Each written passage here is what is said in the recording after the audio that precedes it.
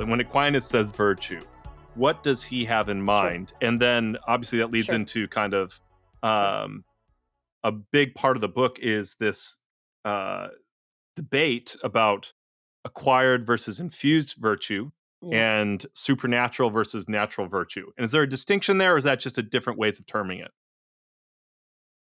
Well, I prefer to speak of supernatural and natural virtue, because acquired versus infused refers to how you got it, right?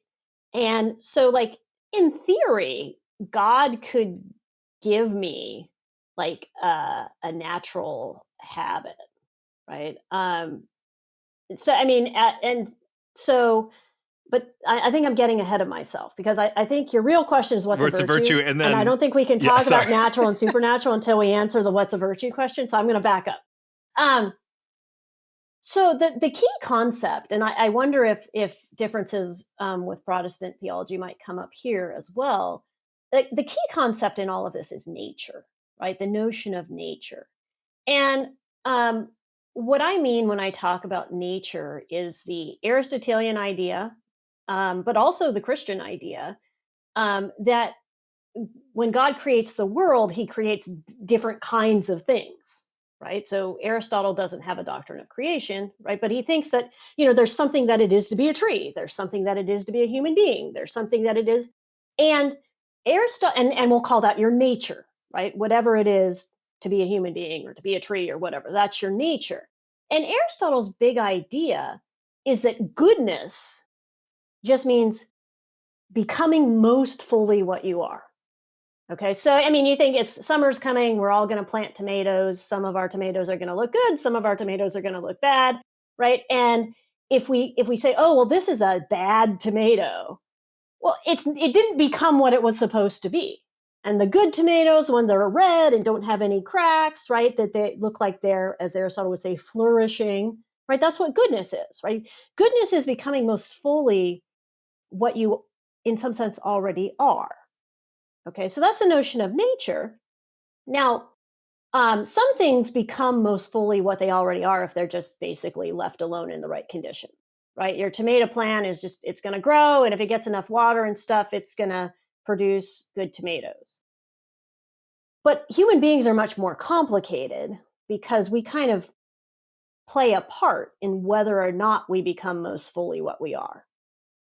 This is why Aristotle develops the notion of virtue, right? We have to, if we're rational human beings, and for Aristotle, the best human life is the one that exhibits the excellences that rational human beings are capable of. That takes training, right? If you think about piano playing, or you think about painting, or playing a sport, we already have what we need. Some of us more than others, to develop those skills, but actually developing them takes practice and training, right?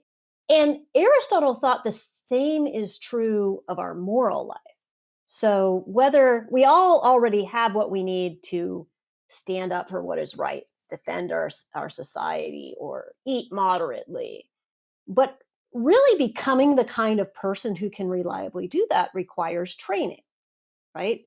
And so when we're talking about virtue, we're talking about a habit, right, which enables us to display the excellences our nature is capable of. Okay, and then we could subdivide that further. We could talk about moral virtues or intellectual virtues and so on and so forth, right? But virtues are habits that allow us to act in a way that really exhibits the highest and best of what we are. Okay? All right, yes. So that's all Aristotle. We're still in Aristotle here, right? Okay, but now, interestingly enough, the Christian tradition talks about virtue too, right? The Christian tradition has always been interested in virtue. Both Catholic and Protestant traditions have always been interested in virtue. The difference is whether or not they're willing to pay attention to Aristotle, right? And to the Aristotelian view of nature. Okay. Because on the Christian view, the goal of the moral life is not to become the best version of what we already are, right? The goal of the moral life is to get to heaven, to participate in the divine life, to become the adopted sons and daughters of God, right?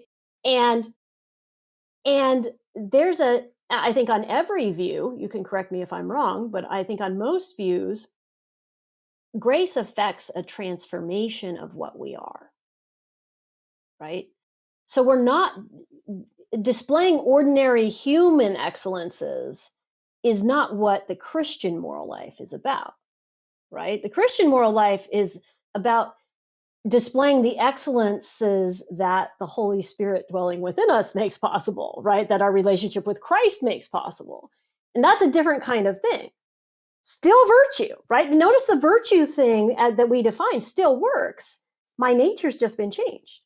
So now Christian virtue means the habits that allow me to act in ways befitting my transformed nature,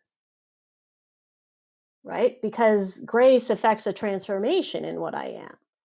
And so it'd be weird if those virtues that allowed me to be the human equivalent of a good tomato were enough to allow me to act in ways befitting the adopted son or daughter of God.